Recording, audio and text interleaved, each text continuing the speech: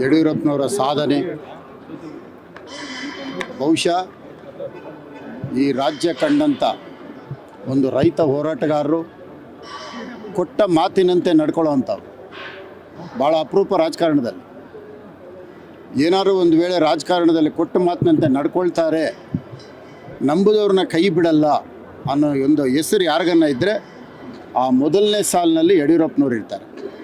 ಅಂಥ ಯಡಿಯೂರಪ್ಪನವರ ಒಂದು ಕಾರ್ಯಕ್ರಮನ 50 ವರ್ಷದ ಅವರ ಹೋರಾಟದ ಜೀವನದ ಬಗ್ಗೆ, 50 ವರ್ಷದ ರಾಜಕೀಯದ ಸಾಧನೆ ಬಗ್ಗೆ ಇಂಥ ಒಂದು ಕಾರ್ಯಕ್ರಮದಲ್ಲಿ ನಾವೆಲ್ಲ ಬಂದು ಸೇರಿರೋದು ಭಾಳ ಸಂತೋಷ.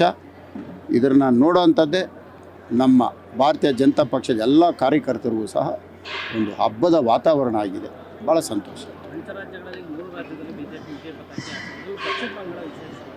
ಪಂಚರಾಜ್ಯ ಚುನಾವಣೆಗಳಲ್ಲಿ ಭಾಳ ಪ್ರಮುಖವಾಗಿ ಪಶ್ಚಿಮ ಬಂಗಾಳ, ಅದು ಒಂದು ರಾಜ್ಯ ಅಂತ ಹೇಳೋದಕ್ಕಿಂತ ಒಂದು ದೇಶಕ್ಕೆ ಹಿಡಿದಂತಹ ಒಂದು ಕೆಟ್ಟ ವ್ಯಕ್ತಿ, ಕೆಟ್ಟ ಪರಿಸ್ಥಿತಿ ನಿರ್ಮಾಣ ಮಾಡೋಕ್ಕೆ ಹೊರಟಿದ್ದಂತಹ ಒಂದು ಅಲ್ಲಿ ತೃಣಮೂಲ ಕಾಂಗ್ರೆಸ್. ಅದನ್ನು ಕಿತ್ತಾಕಿರೋದು ಇವತ್ತು ದೇಶಕ್ಕೆ ಒಳ್ಳೆಯದಾಗಿದೆ. ಬಹುಶಃ ಅದನ್ನು ಇಲ್ಲೇ ಬಿಟ್ಟಿದ್ರೆ ಹಿಂಗೆ ಇನ್ನೊಂದು 5-10 ವರ್ಷದಲ್ಲಿ ಇಡೀ ಅರ್ಧ ಭಾರತಕ್ಕೆ ಹಬ್ಬೋಗ್ಬಿಡ್ತಾಯಿತ್ತು. ಅಂಥದ್ದನ್ನು ಇವತ್ತು ಹೇಳಬೇಕು ಅಂದರೆ ಪಶ್ಚಿಮ ಬಂಗಾಳನ ಕ್ಲೀನ್ ಮಾಡಿದೆ. ದೇಶದ ರಕ್ಷಣೆ ಇದು.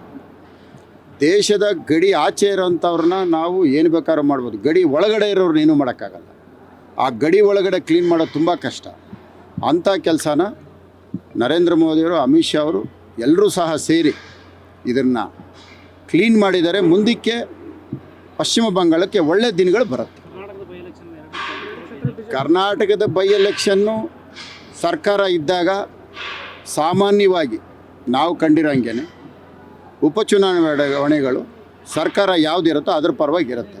ಕಾರಣ ಸರ್ಕಾರ ಇರೋ ಕಡೆಗೆ ಓಟ್ ಹಾಕಿದ್ರೆ ನಮಗೇನಾರು ಅಭಿವೃದ್ಧಿ ಆಗ್ಬೋದು ಅನ್ನೋ ಉದ್ದೇಶ.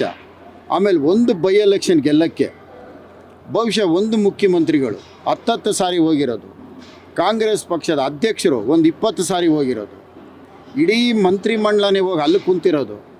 ಇತಿಹಾಸದಲ್ಲಿ ಇಷ್ಟು ಕಷ್ಟಪಟ್ಟು ಗೆದ್ದಿರೋಂಥದ್ದು ಯಾವುದನ್ನು ಇದ್ದರೆ ಅವು 2 ಕ್ಷೇತ್ರಗಳು ಮಾತ್ರ ಆಗಿರುತ್ತೆ. ಅಂದರೆ ಅವರು ಹೋರಾಟ ಎಷ್ಟು ಮಾತ್ರಕ್ಕಿದೆ, ಅವರ ಒಂದು ಶಕ್ತಿ ಎಷ್ಟಿದೆ ಅನ್ನೋದು ಇದರಲ್ಲೇ ಕಾಣುತ್ತೆ. ಒಂದು ಉಪಚುನಾವಣೆಗೆ ಇಷ್ಟು ಕಷ್ಟಪಡಬೇಕಾಗಿರಲಿ ಅವರು. ಯಾಕಂದರೆ ಒಬ್ಬರು ಹಾಲಿ ಸಂಸದರು, ಒಬ್ಬರು ಇನ್ನೊಬ್ಬರು ಸಚಿವರು ಒಂದೇ ಕುಟುಂಬದಲ್ಲಿ ಇದ್ದುಕೊಂಡು ಇಷ್ಟು ಕಷ್ಟಪಡೋಂಥದ್ದು ಇರಲಿಲ್ಲ. ಆಮೇಲೆ ಕೊನೆ ಕ್ಷಣದಲ್ಲಿ ಜಮೀರವ್ರನ್ನ ಕಾಲಿಡಿದು ಕರ್ಕೊಂಬಂದು ಗೆಲ್ಲೋಂಥ ಅವಶ್ಯಕತೆ ಆ MP ಮತ್ತು ಸಚಿವ್ರಿಗೆ ಇರಲಿಲ್ಲ. ಅವತ್ತು ಜಮೀರವ್ರು ಕಾಲಿಡ್ದಿದ್ದಕ್ಕೆ ಅವ್ರು ಬಂದಿದ್ದು. ಅವ್ರು ಕಾಲಿಡ್ಕೊಂಡಿಲ್ಲ ಅಂದರೆ ಅವ್ರು ಬರ್ತಾ ಇರಲಿಲ್ಲ. ನೀವು ದಯವಿಟ್ಟು ನಿಮ್ಗೆ ಹೇಳಿರೋ ತಪ್ಪಾಗಿದೆ, ನಾವು ನಿಮ್ಮನ್ನು ಏಕವಚನದಲ್ಲಿ ಮಾತಾಡಿರೋ ತಪ್ಪಾಗಿದೆ. ನಿರ್ಭೀತ, ನಿಷ್ಪಕ್ಷಪಾತ, ವಿಶ್ವಾಸಾರ್ಹ ಸುದ್ದಿಗಳಿಗೆ ಮತ್ತೊಂದು ಹೆಸರಾಗಿರುವ ನ್ಯೂಸ್ 18 ಕನ್ನಡ ಈಗ ಆಪ್ನಲ್ಲೂ ಲಭ್ಯವಿದೆ. ದಯವಿಟ್ಟು ಇಲ್ಲಿರುವ QR ಕೋಡ್ ಸ್ಕ್ಯಾನ್ ಮಾಡಿಕೊಂಡು ಆಪ್ ಡೌನ್ಲೋಡ್ ಮಾಡೋದಕ್ಕೆ ಮರಿಬೇಡಿ. ನಿಮ್ಮ ಬೆಂಬಲ ಹೀಗೆ ಸದಾ ನಮ್ಮೊಂದಿಗಿರಲಿ. ಧನ್ಯವಾದ.